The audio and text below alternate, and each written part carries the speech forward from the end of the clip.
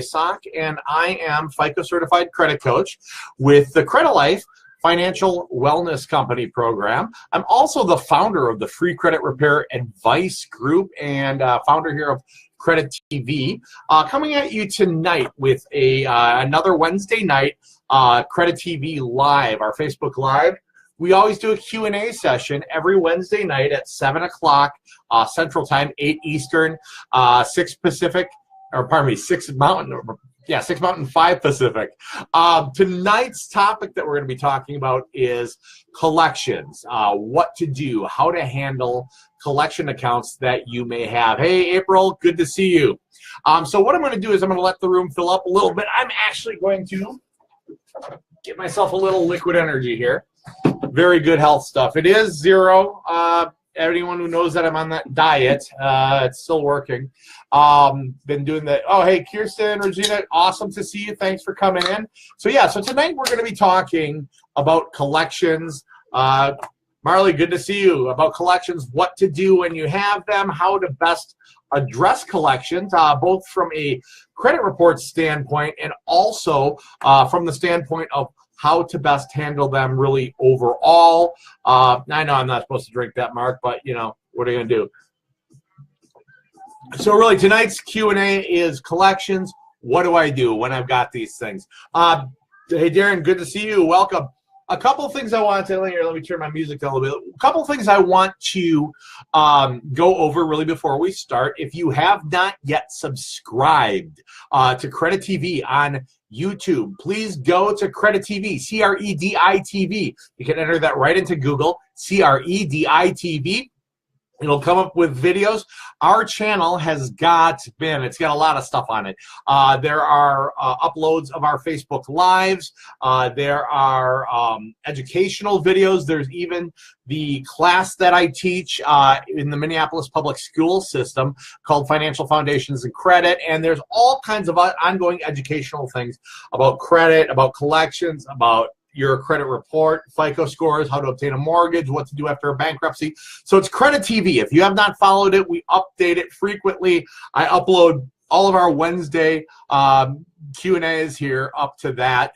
And I'm going to ask if one of my moderators would be good enough to drop a link to Credit TV in the comments. That would be super wicked helpful as well. Also, I just wanted to, before we really get rolling, wanted to thank those of you who have already donated, but bring up our Haiti mission. We actually are doing a mission to Haiti. We have, thanks Tiffany for putting that up there, we have our own missionary, actual human live missionary. So we're not sending money, we're sending a person with money in their hands because there's been some difficulty getting the money past the Haitian government to the people who actually need it. So we've got a missionary that we have now actually funded enough money to send them down there. She's going to be educating teachers there on how to better educate the kids, not just in educational things, but in farming, in water, how to purify it, and just things that are going to be useful. Also, the amount that we've been raising over that, we've got a partnership that we've put together with Feed My Starving Children, where for 25 cents, you can actually feed a kid who, this is not feed them, it'll be nice. This is, you're going to feed a starving child who will otherwise die if they do not eat this food. For 25 cents, there's a high nutritional, highly absorbable, and it's good for after you've been starving. I mean, it's something they won't get sick, because if you just fed them a steak or something like that, it would end badly. So it's digestible, high protein, high everything you need to come off of starvation. So for 25 cents, you can feed a kid a breakfast, a lunch, and a dinner. I think right now we're at the point where we are able to feed 2,000 children. So our hashtag we like to use with Credit Life is changing lives. This is actually saving lives. Literally, these kids are going to die if we don't do this. So just think about it. If you're thinking of getting a Starbucks tomorrow morning and you're going to spend $6 on that, that is 24 lives you could save with food. Tiffany put the GoFundMe link there to donate to. All right, I think I've got that out of the way. Weird, I just ordered a steak. Well, Mark, I want you to make a matching donation to Haiti. All right, here's what we're talking about tonight. We're talking about collections. If you've got collections, what do you do? If you've got collections, how do you best handle them? So a lot of people will have collections on their credit profile. They might have their phone ringing. Maybe you've been doing some investigations on your credit profile, and suddenly the phone's ringing, and you're getting all of this information. People calling you saying, "Hey, are you ready to pay on this collection?" And you're thinking, "Wow, did I wake a sleeping giant? When I investigated this information to try to delete it from my credit report, did something happen?" Or maybe I hired Credit Life or some other credit restoration firm. Did something they do cause these collection companies to start contacting me? Okay, the answer is no. It is literally a completely unrelated thing. This time of year and all the way up through April 15th, people are pretty singularly focused on taxes. And what you end up with is a lot of people getting tax rebates or tax refunds. Now, while we all want to be a baller for the day when our tax refund check comes, we're not the only ones who know that that's coming. The collection companies, this is their busiest time of year. They know they can call you, they can bug you, they can hold your credit hostage, and they can do this to get some of that tax return money from you. So there's a huge temptation right now to go, okay, here's what I'm going to do. I'm going to get my tax refund. I'm going to pay off all my debt. My debts, my collections, I'm going to be debt free. They're not going to call me. It'll be off my credit. That's great, right? If I pay these things off on my credit, it'll be fantastic, right? Here's the thing, and here's why we're talking about this tonight. I'm going to start off with a misconception. There is a misconception that if you pay off a collection, your score will go up. That is actually a full-on, hold on a second. Alexa, stop. Sorry, I had to turn my music off. There's a misconception that if you pay off a collection that's reporting on your credit report, that your score will go up. That's actually false, okay? If you pay on an older collection, a charge off, something like that, that's reporting negatively on your credit report, you're going to give the reporting a brand new DOLA, a date of last activity on the account. Now, a negative account is a negative account. A paid negative is a negative. A unpaid negative is a negative. A paid negative is just a slightly less negative. So here's what's going to happen. If you pay on that older collection, your score will drop because you'll give a new date of last activity to an already negative account. So here's the situation. You guys are in this group because you want your credit to improve. You want your credit to be better. You want your scores to increase because you've got goals. So I'm going to tell you this. Well, I'm not going to tell you not to pay your bills, because telling someone not to pay their bills is horrific advice and should not be done, and that type of advice should not be followed. But what I'm saying is this, from purely a credit standpoint, while paying on an older collection that's reporting negative to your credit report, while it's a step in the credit development and credit restoration process, it's just not necessarily the first step, okay? So while paying on it, it's a step, it's not the first step. So the big question becomes, well, what is the first step? Okay, the first step to address those collections on your credit report is going to be to send investigation letters to the credit bureaus, to Equifax, to Experian, and to TransUnion. Investigation letters to the credit bureaus. For those of you who are in the free credit repair advice group, if you look on the computer in this corner up here, you'll see the files section. In there we have a sample investigation letter for the bureaus. If you are on a mobile device, what you'll see is the ability to actually swipe over until you get to the files section at the top of the group, and that will also give you an opportunity to get that free sample investigation, free sample dispute template. So what we're doing is we're sending off a letter to Equifax, to Experian, and to TransUnion. And what we're saying to these guys is, in effect, hey, with all due respect, prove it. Prove it's mine, prove it's real, prove that's my account number, prove I was late, prove you own it, prove it's my name, prove whatever it is you want them to prove. And if they cannot verify that information within a prescribed legal time frame set forth under the FCRA, not only the Free Credit Repair Advice Group, but the Fair Credit Reporting Act, if they do not, in accordance with the FCRA, verify in the right time frame and to the satisfaction that's required, that information is deemed unverifiable by the credit bureaus and gone. permanently deleted from your credit profile, like it never happened. Now, it does not mean the debt is gone. This is important to remember. Just because it's deleted from your credit report, it does not mean the debt's gone. If you owe someone $1, you still owe them $1. But their ability to report to the world's largest repository of unverified, unvalidated data, the credit bureaus, they lose that right, and that's very powerful. Now, okay, we have done verification letters. We've gotten it deleted from the credit reports. What now? The next thing we want to do is we want to negotiate a settlement on that debt. So remember, while I said paying on that debt is a step in the process, it's not necessarily the first step. The first step, verify with the bureaus, obtaining deletion. Once it's deleted, you contact the collection agency if they're the ones who currently hold the debt, or the original creditor that's putting it on there, if they're the ones who are holding the debt and reporting it. You contact them and say, hey, what type of deal will you take on something like this?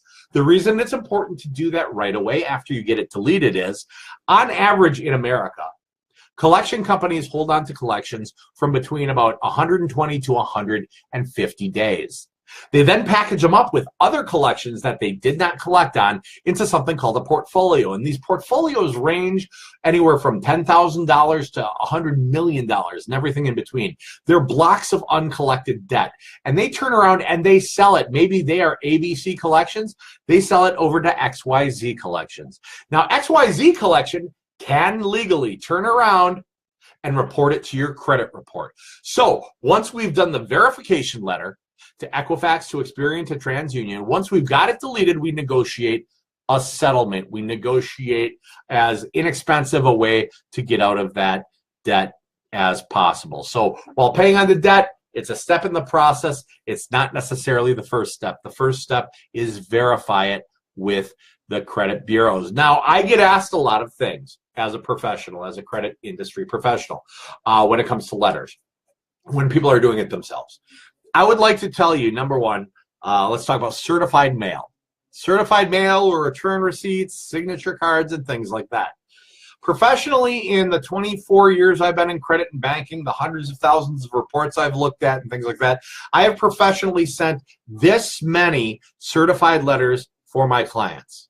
And I'll keep a client base of about 1,000 clients at a time. That's something I actually don't normally talk about, which is why it's hard as hell to get a hold of me. Okay, I've sent exactly 0 certified letters to the credit bureaus. Here's why. Number one, if you're sending something hoping for a signature to a post office box, good luck at getting an inanimate post office box to lift up a pen and sign for your letter. Also, it makes no difference. It makes no difference. They're not going to lie. They're not going to say, "Oh, I'm going to foil Jeremy here, and I'm going to say I never got the letter." It's not reality, okay? So you do not need to send it certified. If you want to piss away the extra $6, I want you to go back to that Haiti link and donate it. You will feed 24 children who would die without your help per letter. That's the difference between sending certified and putting a stamp on it.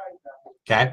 I've also been asked when it comes to the letters to the credit bureaus, hey, don't you want to handwrite the letters? I heard in a group that you should handwrite these letters. And oh, you know what? I heard that you should write it in blue ink or in red ink or in different ink, or maybe write it sloppy or in a foreign language. I've heard you should use a crayon. I like to joke and say, I think you should write it in blood on the top of a used pizza box. Here's the thing. These people are talking about, they say, oh, the scanner that reads them can't read colored ink. The scanner that reads them can't read color paper. The scanner that reads them can't read handwriting.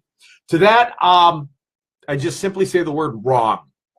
What these people are, bless their hearts, as they say down south, and if you're from the south, you know what that means. What these people in these groups on Facebook that are not run by credit professionals, think about that for a minute. Not run by credit professionals. You're going to take credit advice from non-credit professionals. That's like taking medical advice from a non-medical professional. You know, they may tell you how to do your appendix. You might have a general good idea of how to do it, but you'll probably end up coming out looking like Caitlyn Jenner. Better than having an appendectomy. So anyway, I digress. So here's the deal. All these people think they know how the bureaus work. Bless their hearts, they don't. What they're trying to talk about is a system called eOscar. eOscar is a scanning system and a word registration system that is used to scan your letters, the return addresses, even the postmarks on these letters you send to the credit bureaus, okay? Bad news for all you warriors out there who think you know what you're talking about. eOscar can read all the colors of the rainbow. eOscar can read different colored paper. eOscar can read handwriting. eOscar can even read cursive, okay? If you write, however, so sloppy and illegibly that eOscar can read it, it doesn't mean it'll have to be read by a live human. What will happen is it will be deemed as frivolous.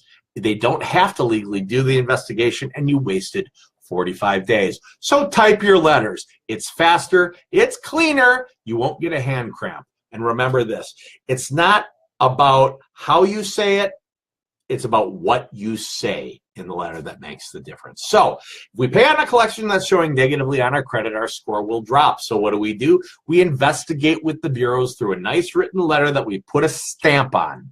We send them off to the bureaus, Equifax, Experian, TransUnion. Those bureaus receive the letters. They legally have 5 business days to notify the creditors that they must verify all that information. The creditors have 30 calendar days to respond back to TransUnion, back to Experian, and back to Equifax. Now, if they fail to respond in exactly 30 days or less, if they fail to respond at all, or if what they respond with doesn't satisfy the specificity and the minutia of what you've asked, then the information is deemed unverifiable and permanently deleted, gone from the credit report. Doesn't mean the debt's gone. If you owe someone $1, you still owe them $1, but it means your ability to report to the single largest repository of unverified data in the world, the credit bureaus, that goes away. Now, 7 to 10 business days later, the bureaus are going to send you result letters. You will get 3, one Equifax, one Experian, one TransUnion. Regardless of how many accounts you ask about, they consolidate it so it doesn't look like you just got your very own fan club. These letters are going to come to you looking like junk mail. They're going to be plain window envelopes. They may not have the name of Equifax, Experian, or TransUnion even in the return address. They'll just have a P.O. box. They're not junk mail. They're very important mail. They tell you what happened in the round, and that helps direct what you're going to do next. So a round of investigation with legal time frame and mailing time is not 30 days, again, contrary to popular misconception. It's actually 45 days. All right, so that is how to, on the offset, handle a collection that's showing up on your report. I got a lot of questions rocking and rolling in here. So what I'm going to do is I'm going to sway over into some of these questions. This is an opportunity for you to ask your credit questions live, and I'll give you the answer here. All right, here's Cynthia. Thank you for your educational advice. So you're welcome, Cynthia. Thank you for being part of the group. Susan Washburn says, is there a time limit on a cease and desist letter to stop the telephone calls? No, if you send a cease and desist letter like the sample template that's up, if you're on a mobile in the file section here, or if you're on a computer up in the file section there of the group, if you send a cease and desist, the cease and desist letter that I've written, as a paralegal, quite frankly, is very specific. It's cease and desist telephone, electronic communication. It does not cease and desist them on written communication. You don't want to do that. If you cease and desist all communication, they're going to sue you. Why? Because it's the only option they have left because you sent a cease and desist. But no, there is no time limit. You can send it off anytime. They have to stop from then on. Now, once they receive it, once they receive the cease and desist, they're allowed literally one more phone call to technically tell you they got the cease and desist. So they get one-ups. Basically, it's it's being reasonable. Good question. Mark tagged Michael Payne. Amy says, I just want a 700 plus credit score. Stick with the free credit repair advice group. Watch the videos and you'll get there. Jules says, how often can you dispute a collection? If you're disputing with the bureaus or investigating it with the bureaus, you can do it on average every 45 days. Now, there are 27 different aspects to every account that can be verified and validated and documented. They correspond with 27 different condition codes or dispute codes at the bureaus. You do one per letter, one question per letter. It's like a cross-examination. Hey, is that really my name? Yes, that's really your name. Is the account number right? Yes, it is. Is that the data last activity? So every round, how often do you do it? Every 45 days. Any more than that, Jewel, you'll get considered frivolous and you'll lose your your opportunity to verify and validate. Now, I'm going to back it up again. Okay, so we're talking about collections, how to best handle them. I've talked about verifying and validating, or pardon me, verifying with the credit bureaus. Well, what about, I've got Credit Karma, or I've got Credit Check Total, or I'm on their website and I can investigate it online. Why don't I just do that? Won't that be faster? Wrong. No. Never ever verify electronically. That includes text, that includes calling, that includes faxing, but mainly online. If you do that online, you give up a number of your consumer protections. Number one, if the item gets deleted, they are legally, they being the credit bureaus, are legally to re-add it the very next time it gets reported without giving you your due legal notification. So literally, you'll be all excited because you did it online and the thing went away, and guess what's going to happen in March? Congratulations, you just wasted a month and that thing's back on your credit with a new date of last activity. Good for you. The other thing you give up a right to written results. You give up a right to sue them if they do something wrong. So always, always, always use letters. And if you're thinking about electronic, use letters. But if your mortgage guy said to use electronic, use letters. But if your financial planner told you to go electronic, use letters. Because bless their hearts, they don't know what they're talking about. All right, Mark says, interested in hiring a coach? Yeah, if you are looking to hire a professional to do this, we do this professionally. I'm with the Credit Life Financial Wellness Program. There is a link there to set an appointment. Marley Pratt says, if you've got 4 to 7 collections, would you send 4 to 7 to the bureaus for each account or include all in one letter to the bureau? Marley, excellent question. If you've got 4 collections or 8 collections or 20 collections on your TransUnion, you put them all on one letter, send it all to TransUnion. Got 16 on Experian, you put them all 16 on there and send it to Experian. Now go ahead and put all of them on there. All you're doing by sending more and more letters is creating extra work and potential confusion, and you don't want to get tagged as frivolous. Great question, though. I love that question. Anna Edwin Melendez says, what if they can prove everything and it doesn't get deleted? What's the next step? Well, the next step is you ask about a different aspect. Maybe you asked about the balance last time. Now you're asking about the account number. After that's the address. After that, it's the chain of ownership. There are 27 different aspects. You could literally do this 27 times, never asking the same question twice. You're not going to do that. That would be psychotic, and it would take 3.5 years. But you get the point. Amy Lynn says, how do you get things taken off your credit report, such as past collections, negative marks, verification letters to the bureaus? That's how you do it. Tawanda White, Victoria says, I don't think Tawanda can see it, Victoria, unless you add her to the group.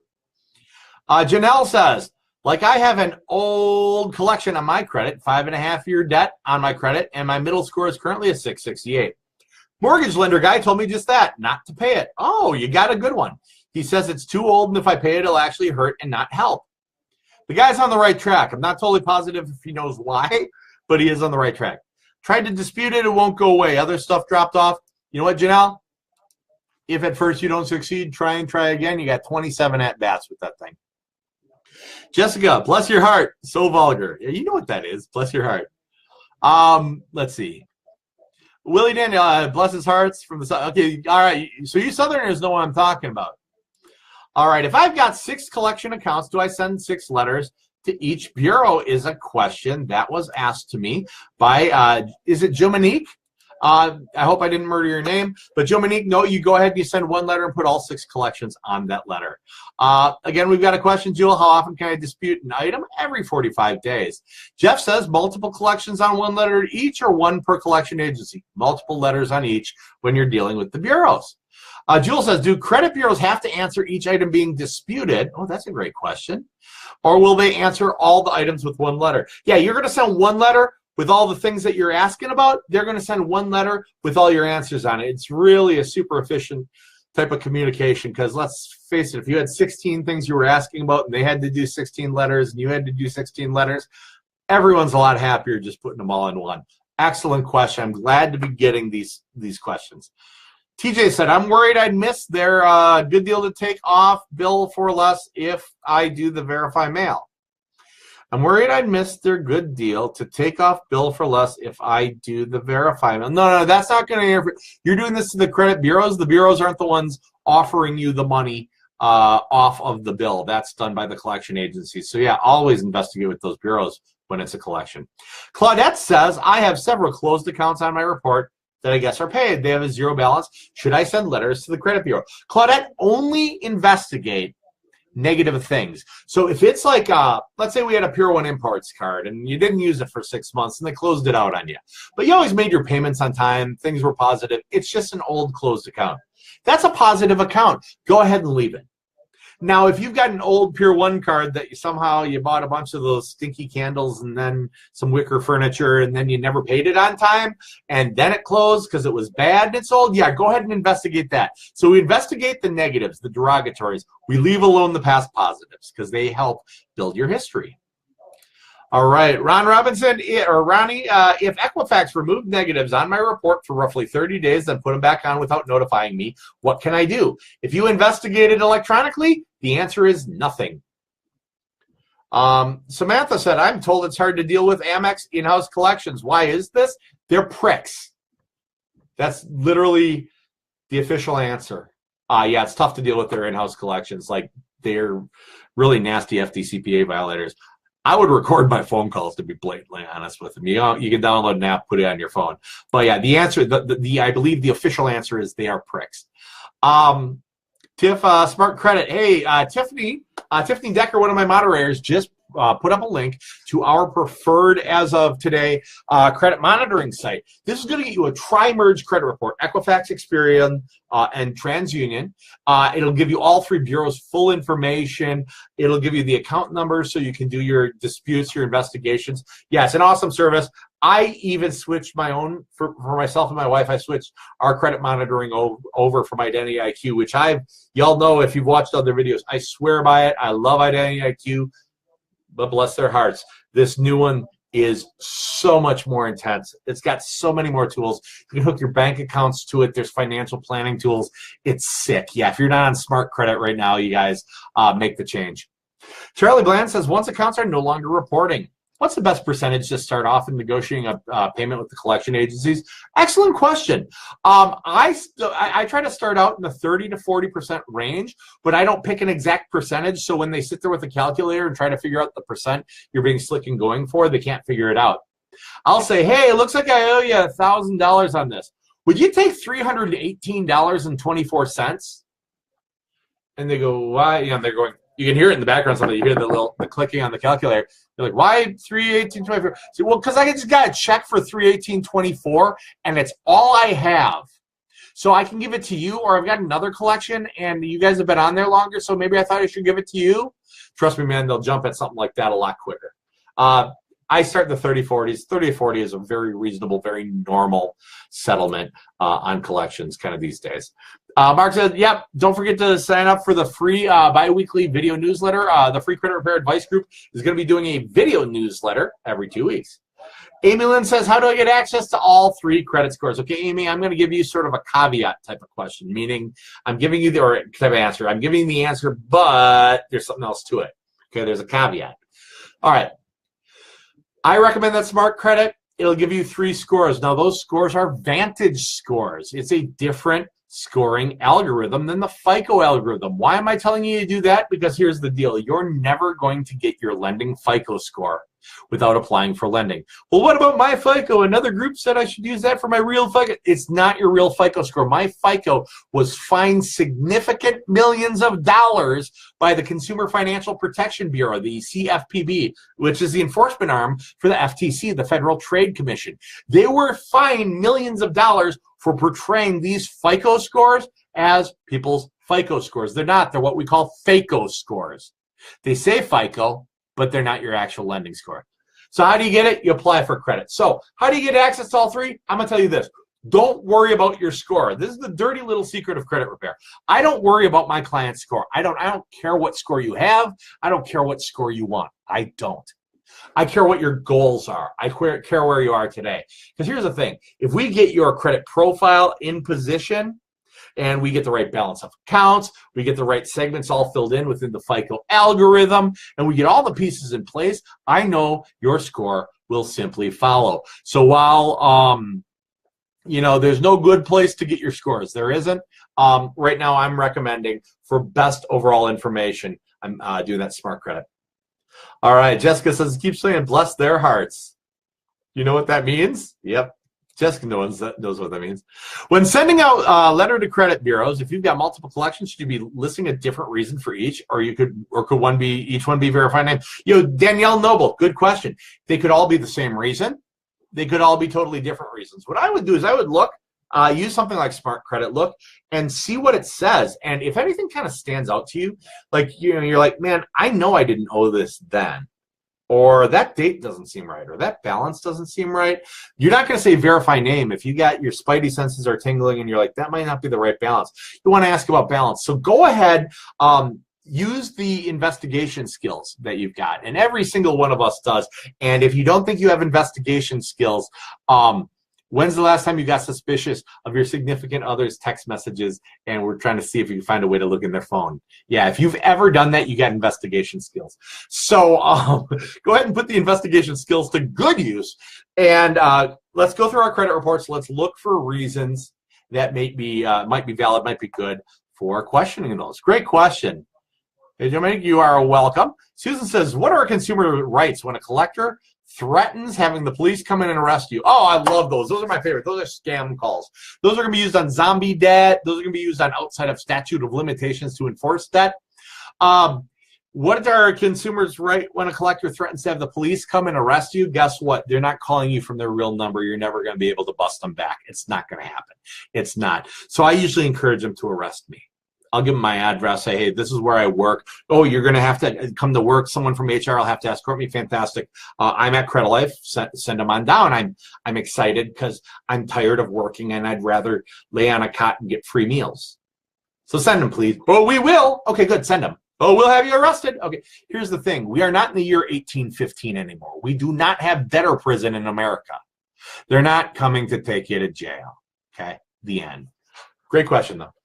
Can you explain what Credit Life does for us? Okay, Credit Life, we are a financial wellness company. We can actually do the investigations. You'll have FICO certified credit repair professionals who will do the investigations. We also put together a credit builder blueprint, which is a trademarked workbook. They're custom printed one at a time based on the information within your credit file and based on the credit audit that's done by your coach, giving you specific step-by-step instructions specific to your goals and your credit situation to get your score and profile in position to achieve all those goals in the fastest way possible. We also work on debt reduction strategies, budgeting, coaching throughout the whole thing. It's sick. It is real intensive. If you want to know more about Credit Life, go to www.yourcreditlife.com. That's yourcreditlife.com. And if you're interested in possibly looking into utilizing one of our services, go ahead and click on a link for an initial consultation with one of our credit coaches. Thanks, Cynthia. Kind of give you a commercial there. It is Spam Wednesday, so hey, we got that going for us. Patricia, can you dispute multiple types of issues on one letter, or a separate dispute for collections, separate for inquiries? You can put the whole thing on one letter. Here's the thing: don't bother disputing inquiries. Inquiries only make up 10% of your score. And they don't even make up the full 10. They make up a section that makes up 10% of your score. Inquiries stay on your credit report for 2 years. They only impact your score for 12 months. And you are allowed unlimited mortgage or unlimited automotive or unlimited student loan inquiries within a 30-day period. Okay, it's a shopping window. It's actually called anti-duo duping, which is just shopping window. You'll remember shopping window much more than probably anti-duo, whatever Jeremy was talking about. So 15 days following the end of the 30-day period, the FICO algorithm will consider them one Equifax, one Experian, one TransUnion. This allows that car dealer to shotgun your credit out to 200 different places without tanking your credit score, so they can actually get you the best deal. So if let's say I've got a name issue that's bothering me on my credit, they got my date of birth wrong, and then there's a collection, and then maybe there's a late on an account that I got open that I want to investigate because I don't think I was late that month, and maybe I do have one inquiry I want to get rid of. I'd put that all on one letter. So hopefully that answers your question.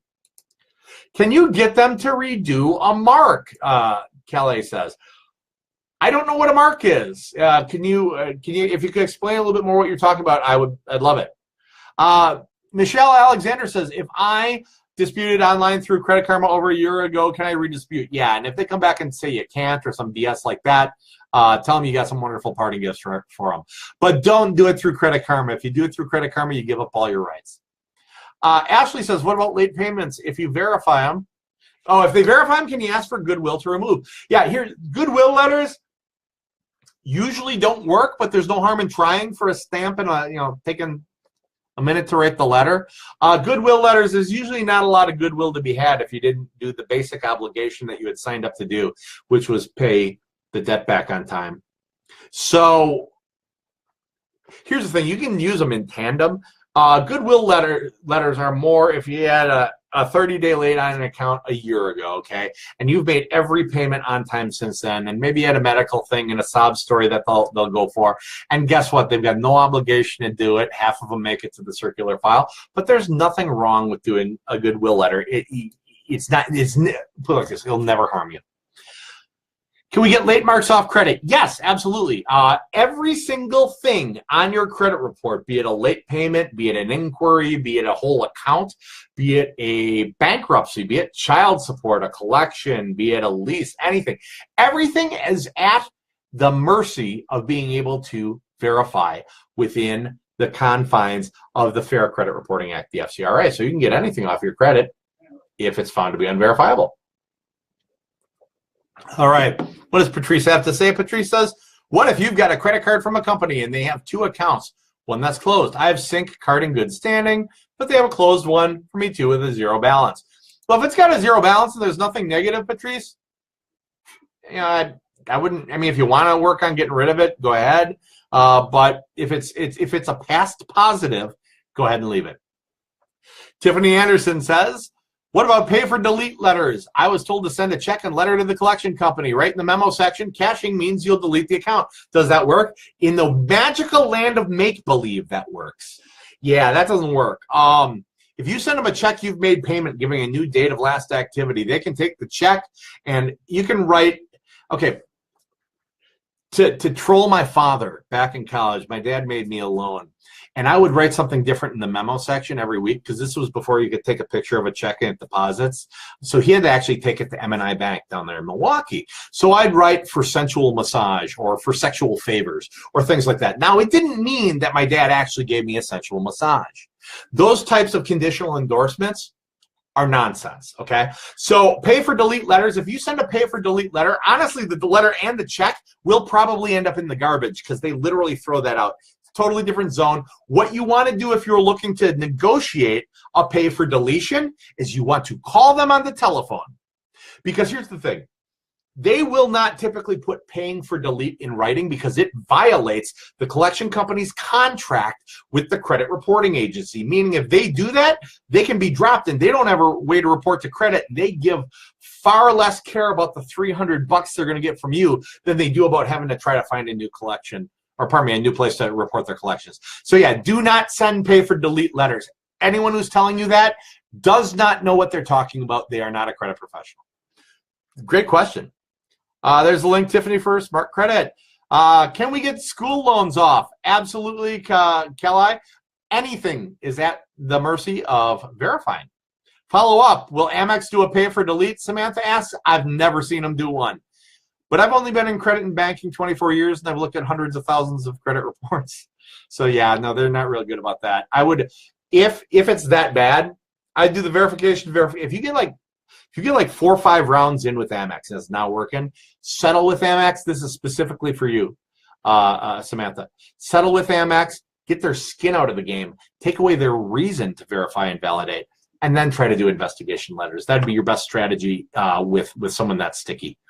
Mark's put up a link for the express audit. Yeah, if you would like a professional express audit of your credit report that gets emailed to you in a PDF format, it's a breakdown of everything that's on there, what needs to be addressed to look at, along with a 20-minute coaching call from a FICO certified credit coach.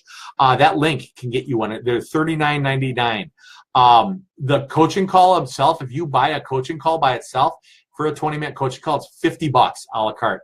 So you literally save $10 off the coaching call and get the express audit. That's like a sick deal on that link.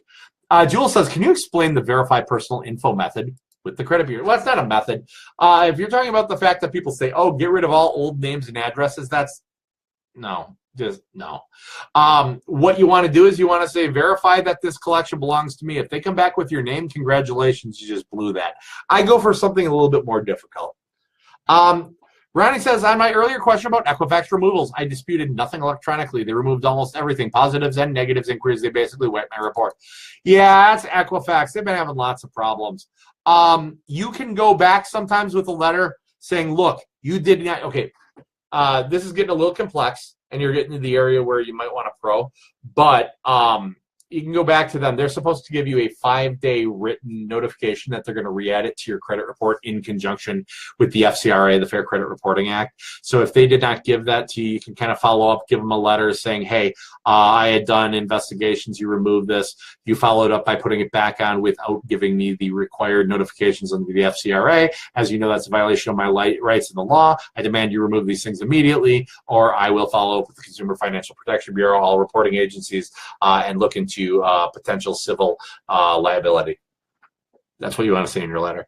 Charlie Bland says, thanks, I'm glad you said 30 to 40%. That's pretty much close to what I budgeted for. Yeah, that's, if you hear someone use the term pennies on the dollar, you have my permission officially to slap them in the face. Everyone, slap the next person you hear say pennies on the dollar for any reason in the face. Number one, I hate that phrase. Number two, it's wholly inaccurate. That's not what collection companies buy collections for. They buy them for, like, if they're taking 30% on it, they bought the sucker for 20%. They're only getting a margin. They're not making the kind of money you think. So yes. So yeah, that's within your budget. Try low. It's never hurt you to try low. Don't be obscure and silly so they blow you off. But try low. And if someone says penny on the dollar, you've got Jeremy Dysock from Credit Life's permission to slap them in the face. And if you ever say that for legal purposes, I will deny it. And this video is an act of fiction. Reggie Van says, I paid off my truck a year ago. You're probably ahead of 30-day late. How's it impacting? It's a couple years old. It's not having the impact, Reggie, it used to have, but it's still worth investigating. I would investigate and say, hey, burden of proof, burden of proof, burden of proof. It's on you guys. Not to go all Johnny Cochran. If you can't prove it, you got to remove it.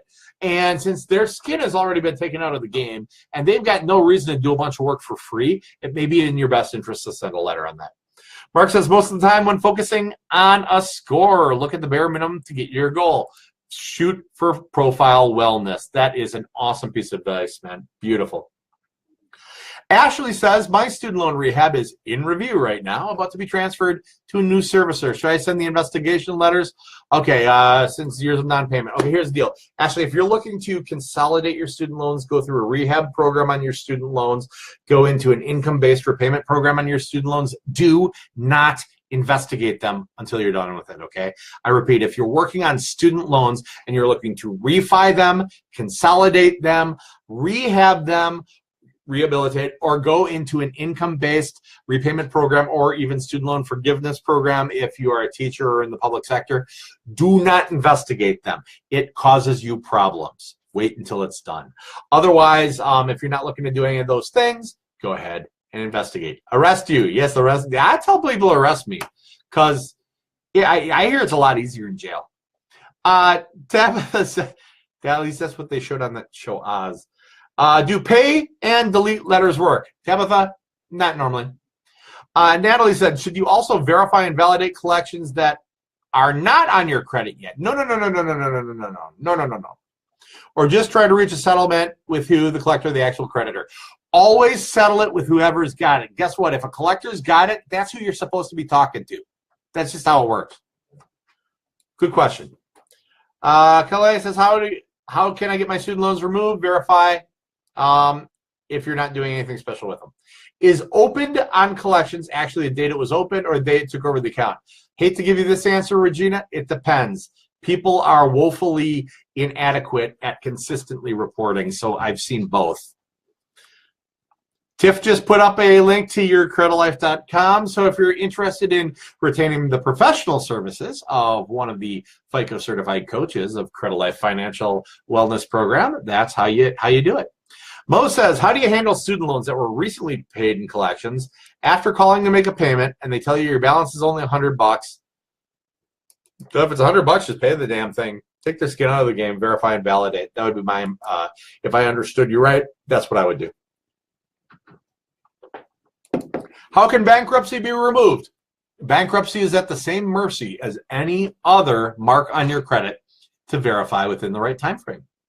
Paris says, I have a closed account for a voluntary repo. When they first reported it, it was over 10 grand. Now it's only gone down over the last couple of months. 1 month, the balance went down to 8,000, and now it went down to 6,000. I don't understand why it's going down. Yeah, that's a bucket of odd, Paris. Without looking at a credit report and seeing what's reporting and how it's reporting, doing an audit, it'd be tough to tell you why that's happening. But, I don't know. Let's hold our breath and see if it goes to zero. Don Marie Evans says, account on report states charge often sold. How do I find out where it went?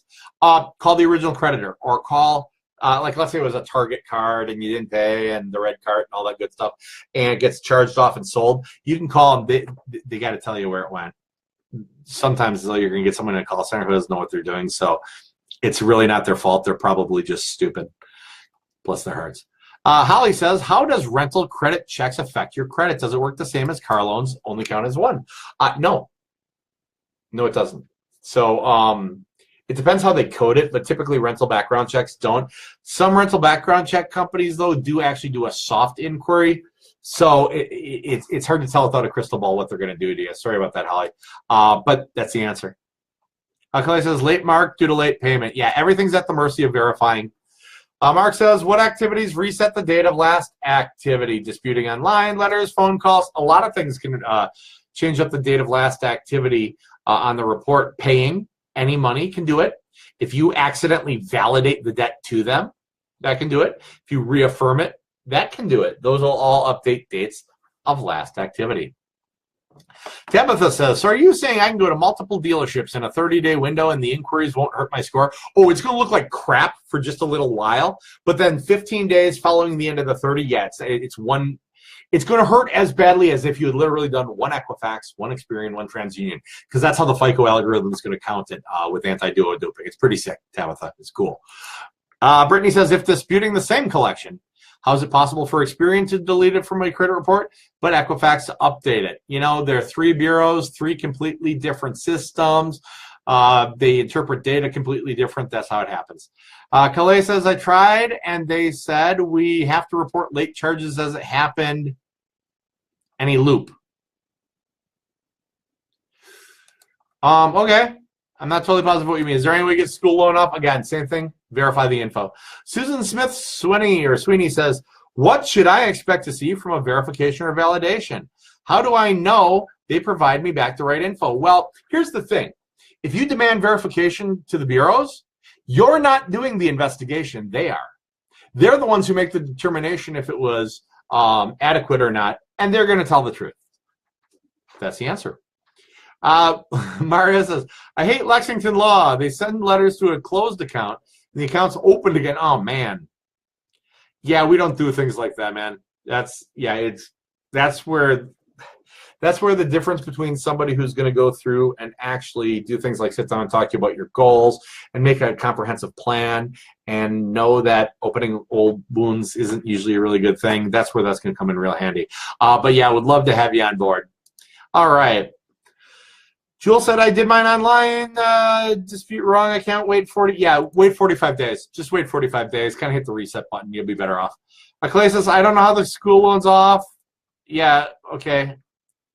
Trying to eliminate a charge off on my husband's credit. It was from Capital One. This was opened due to ID theft. We've gotten a police report. Proven to them it was never his. And all they just sell to third parties. Okay, what you got to do, Christina, you're going to want to go into the files section and you're going to want to get together your police report, and I've got a Federal Trade Commission fraud affidavit up there. You need to send that to all 3 bureaus and send it to Capital One.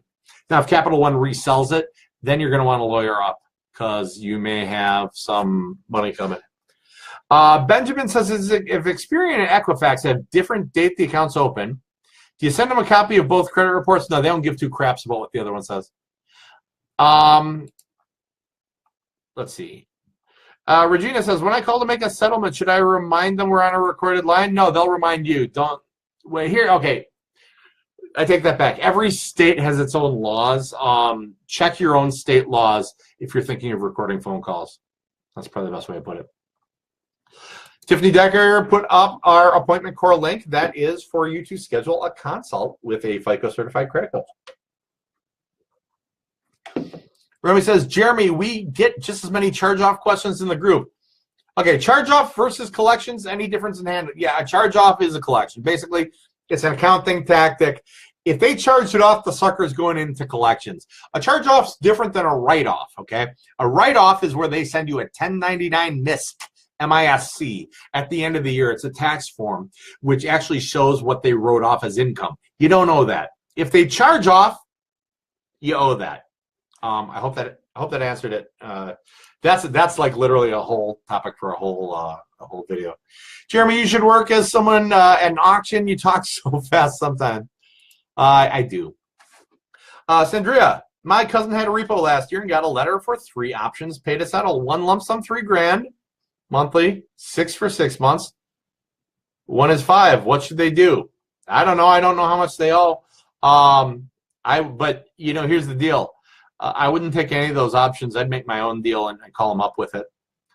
Anna says, are you saying about the having collection company getting the debt deleted from credit bureau? You said call on the phone, but how do you make that agreement? Wait till it's off, then pay?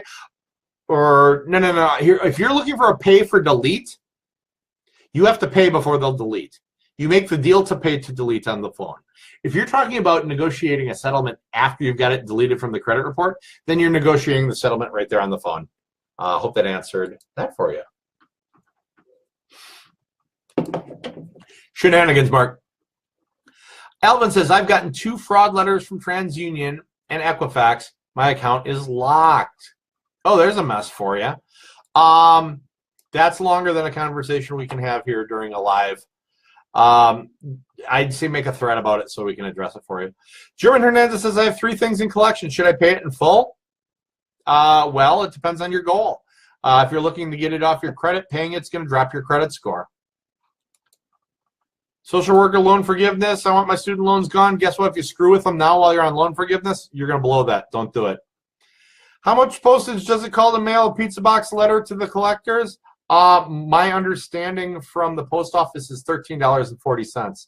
And I'm actually not kidding. I'll get into it sometime as well. All right, Cynthia says, so if accounts are verified through the credit bureaus, what do you do? Send another letter to verify something else? Yes, you can do it 27 times. Never ask the same question twice. Ashley says, I just consolidated my student loans. I was getting ready to validate lates until what you said. If you just is the consolidation done and in play? If the consolidation is done and in play, Ashley, go ahead and mess with the credit report. If it's not done and in play, do all your other stuff on the credit report. Just leave those be until you're ready. Mizzle stacks up. All right, I did the 609 on all my collections, and all I got was my late start for the companies that they had, nothing with my signature. You're never going to get your signature. That whole wet signature thing is a pile of bullcrap. Let's see what else. Don't focus on removing bankruptcy. Verify and validate the accounts. That is a very good point, Mark. If you're worried about bankruptcy, it's not the bankruptcy that's hurting your score. It's the stuff that went into the bankruptcy. Grant says, I have a repo from 2012. It's not in collection. Can I still dispute it? Sure. Statute of limitations is 3 years. On what? On the collection of your debt or on reporting? Statute of limitations report is 7.5 years from the date of last activity. Samantha says, here I go again with Amex. I'm trying to sell my home, then purchase another one. Should I just pay Amex collections? Only if underwriting makes you. All right. Mo Travel says, a few weeks ago, Sally Mae, said my balance was $100. Today I got it saying it was sent to collections. How would I handle it on the credit report? It was only about 120 days late. Well, that's not only, man, 120 days late. That's because you get 30 days to pay. That's actually 5 months later than you promised to pay it. There's no only about that. Just heads up. But Sally Mae said the balance was 100. Got a letter from collections. How much is collections saying, yo? Benjamin says, what if the debt collector doesn't know who the original creditor is? Then not a whole lot you can do about that, really. Willie Daniel, when dealing with collection accounts and the original creditor and the collection agency both are reporting it, the OC automatically will follow the collection agency when you get the account? No, no one will automatically follow anything, unfortunately. You'll probably still have to verify and validate both of them when you're done, Willie. German says, if student loans were removed from Equifax, shouldn't they be removed from Experian and TransUnion? That'd be nice, but that's not how it works. It's 3 separate bureaus. They do not interlink. I did 609 all my collections. They only sent me the last statement from the companies. Yeah, that's typically what you get. I would send back and say that's not validation. I would send back and say I'm looking for the agreement between me and the company. But if you think you're going to get wet ink or any of those other fictions out there, you're not going to. Ronnie said, should I pay my credit cards off and then start my 1 to 3 on something small on Netflix? Or should I pay it down to 1 to 3? Ronnie, you are a client. I'm going to say talk to your coach. Cheryl, because it's going to depend on your specific goals. It's not just a blow. It's not a blow off or anything like that. It's you may have different paths based on what's going on. Cheryl said, I have a collection of Transworld systems for 2 Gs, just over a year old. Should I offer them 6 tax return? Would it be deleted if I pay them? Should I just tell them to take a hike? Tell them to take a hike, they'll sue you. So yeah, that's a bad idea. What I would do is call them, see if they'll do a pay for delete. If they won't do a pay for delete, do investigations with the bureau, see if you can get it deleted. Then see if they'll settle. That's what I would do. Smart way to build credit, self-lender. Amen, Mark. Great way to build credit. Yep. We're going to be 2-party consent for your state recording laws. That's perfect. Here we go. Accounts listed as a profit and loss write-off. What's that mean? Should it still report? Yeah, it'll report because it's a record of an accurate thing that took place. But you don't owe them if they profit and lost it off. They'd send you a 1099 MISC. Does calling and asking for a pay for delete reset the DOLA? No, it does not. You're welcome, Ashley. How can you sign up to help with the credit? Kelly says, use the link in the group here that in the chat to Tiffany, I think, has put up to go ahead and schedule an initial consultation with one of the credit coaches. We go through, we talk about your whole situation, figure out your goals, figure out the best path, and match you up to a program that would make the most sense for you, and we can rock and roll from there. Transworld actually sent you a picture of your signature. Oh, yeah, that's validation like crazy. Yeah, that's pretty good validation. You don't get that very often. Good for Transworld. I'd settle it. Did you say, oh, please go back and watch this video all the way again, Tabitha? All right, if you pay on a score, or if you pay on a collection that's sitting on your credit report, your score will drop. The reason being, you're going to add a brand new date of last activity to an already negative account. So while I'm not telling you not to pay your bills, what I'm telling you is, from strictly a credit scoring and credit development perspective, while paying on a collection, it's a step in the process. It's not necessarily the first step. The first step is to investigate the data with the credit bureaus. So there you go, Tabitha. That's my spiel. What would be the best credit card to get to help my score? I currently have 2 collections, no credit cards or anything. We have a list of recommended ones. What I want you to do is I want you to go into the group, Free Credit Repair Advice group. I want you to go to the files section, and I want you to read the document in there called Pro Tip. P-R-O-T-I-P. It's going to give you step-by-step instructions on a self-led development. Everything you need to know is going to be right there. Venetia says, okay, if I got a 700 plus credit score and I make less than 50 a year, does that have a major effect on my total I can get mortgage for? Well, those are 2 separate things, quite really. You get approved on score for qualifying, and you get approved on income for how much house you get to buy. So you're going to want to talk to a mortgage loan officer to figure out exactly what your goal is and line it up there. I also hear it's hard to deal with Credit One, Samantha says. LVNV is the collector on this. Any hope there? Oh yeah, LVNV, they're good with settlements. Let's see. Ronnie says Eagles won the Super Bowl, beat the Patriots. I want to hear you say it. Tell everyone. I don't know. I was rooting for Brett Favre. All right, Tiffany put up the link to schedule a consult. Diana says, so it would be a good idea to call the collection first and see if we can get a pay for delete. Yeah, sure. I wouldn't do a 609 next. I would do investigation letters to the bureaus next. All right. Interested, please contact me. We don't contact you. contact us, please. If you want to get a hold of us, James, everything we do is by appointment only. So click on that appointment core link that Tiffany put, and we'll be able to schedule you, or actually you'll be able to schedule a time. April Potter Brunskill says, if a debt collector is garnishing your paycheck, does it drop your score? The paycheck thing? No. The judgment and the nasty credit thing that they use to get it, yeah, that hurts you. When TJ says, when you call to settle to delete, you need to get it in writing. They usually won't put it in writing because it violates their agreement with the credit bureaus. But if they say they're going to do it, and if they give you the whole mini Miranda telling you you're on a recorded line, those are subpoenable and are able to be subpoenaed in court. So they're not going to mess with it on that. If they say they're going to do it, they're going to do it. Brett Favre, time machine. Oh, Brett, I always root for Brett Favre. Thanks for everything. You've been helping change people's life for the positive. Hey, thanks, Jeff, for being a member. I tell you what, this thing, I always say this group, when we do this stuff, do these lives, it's like going to church. It is. We get a lot out of helping people here. Brett Favre did have a meeting and pep talk with the Eagles. See? Who won? There you go, Brett Favre. Have I ever heard of an 809? Nope. My guess is it would be referencing Section 809 of the Fair Credit Reporting Act. Hold on one second. Let's find out what that is. Let me reference it through my docs. The FCRA.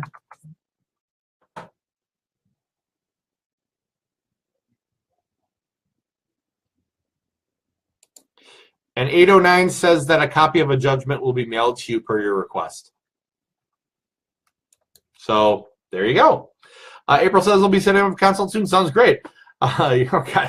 Hey, thanks, Maurice. It's great to have you here. And you guys, those of you who have not subscribed to Credit TV, CREDI TV on YouTube, man, you're missing out. We've got all our Facebook Lives we put on there.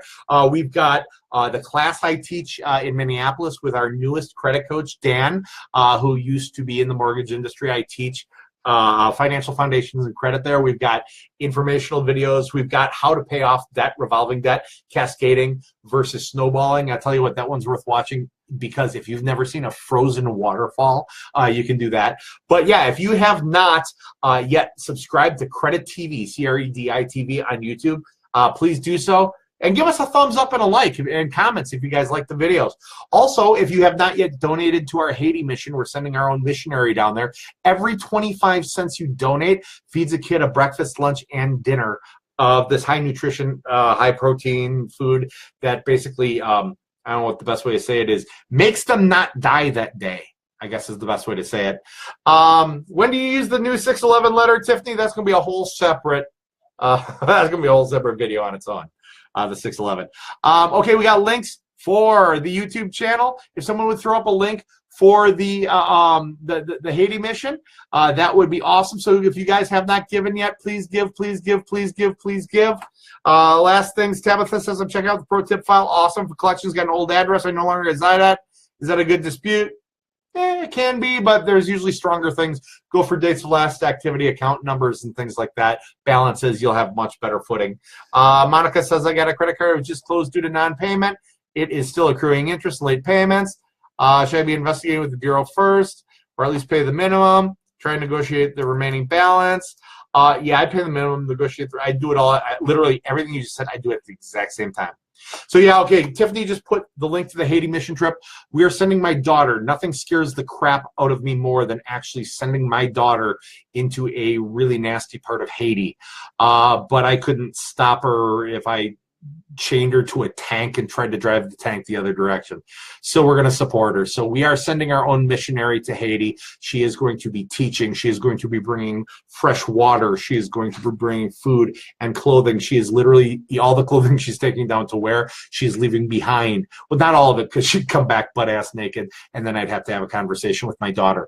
But other than that, the stuff she'll be wearing, she's leaving that all. You get it. So anyway, I want y'all to remember, we've got a partnership with this with Feed My Starving Children. 25 cents saves a kid's life and feeds them for a day. We've already set up so that we're going to be feeding 2,000 kids for a day, or one kid for 2,000 days, but we're going to try to spread it around, I think. So donate, donate, donate. Remember that $6 Starbucks you're thinking about getting in the morning would feed 24 children. We're not just changing lives, we're saving lives there.